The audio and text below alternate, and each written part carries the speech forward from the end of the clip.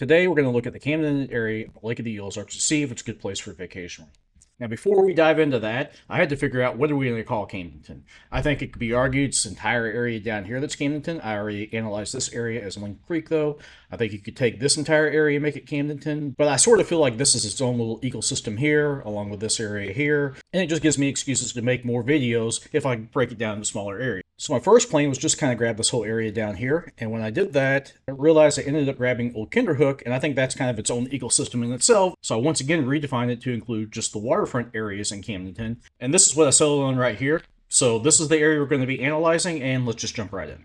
As always, I like to show you the numbers for the averages for the entire lake as a whole, to see how it changes once we apply the filter to just that little area we were just looking at. So let's go ahead and do that. You can note what we see here. And we go to Camdenton waterfront, and we take a little bit of a dip down, and I gotta say that surprised me at first. If you watch any of my other videos, you know how I talk about how the center of the lake is filled with condos that pull down the average for the entire lake, so the further away we get from the center, the higher the averages actually go up. I know that sounds kind of crazy, but that's just the way it is. So, why is that? Let's start digging in. Let's take a look at our listings and note that there are 164 active listings here.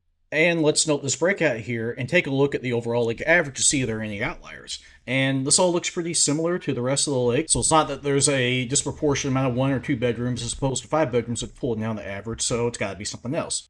Let me pull up the purple dots again here real quick. The first thing I notice here is you got some clumps. Clumps. Can you guess what those are? Probably condos. So let's go ahead and filter this down to just the condos to see if I'm right on that. Do by apartment, and that will filter it. And yep, sure enough, we got some condos. And how many condos are there? 83. So about half of the overall listings are condos in this little area. And how do our condo numbers look versus our lake average? And again, we see the expected drop when you're dealing with condos. But what if we inverse this and do just the houses? And you jump up to right around the lake average, so you do get quite a bit higher. But I still feel like this should have been a little bit higher, because when I look at our purple dots again here with just the houses filtered, this doesn't appear to be a very saturated area. It's a populated area. It's near Camdenton, which is good. I would expect this to be a little bit higher, and when I start looking at the top short-term rentals over here, I do see some good ones making good money that are 7 and 6 bedroom, but I don't see any big heavy hitters that I see in other areas of the lake that pull the average up. To show you what I mean there, let me just go ahead and remove that custom region I have. And here you see these big, properties pulling in, 300K a year, 275K a year. And you do see plenty of properties pushing that 200K or above boundary, but you don't see that there in Camden. I don't have a good explanation for that. I feel like it should be there. Maybe just the owners there like to use the properties a lot for themselves during the summer, and so they don't rent it out. Who knows? Let's see what else we can figure out. I don't know about most of you, but I can't afford a 6 or 7 bedroom lakefront house. So let's look at the smaller 1 to 3 bedroom properties and see how that pans out in this little area I drew out. We're just filtering on houses right now. We're not looking at condos. So we're going to look at the overall lake 1 to 3 bed. You can see that the average jumps down to 3.2K a year revenue for just the 1 to 3 bedrooms. But what if we apply our Camdenton waterfront filter that I made earlier? And it's down at 27.4K. Again, a little bit surprising. I didn't expect to see that, but that is lower than the rest of the lake average. Let's go ahead and look at our top short-term rentals with this filter on. And I do see some pretty average to above average numbers here at the top, but it does tend to go down pretty quickly to the 20 to 25K range. I don't see a lot of properties, a lot of days available here, so it doesn't look like people are renting these things year-round for the most part.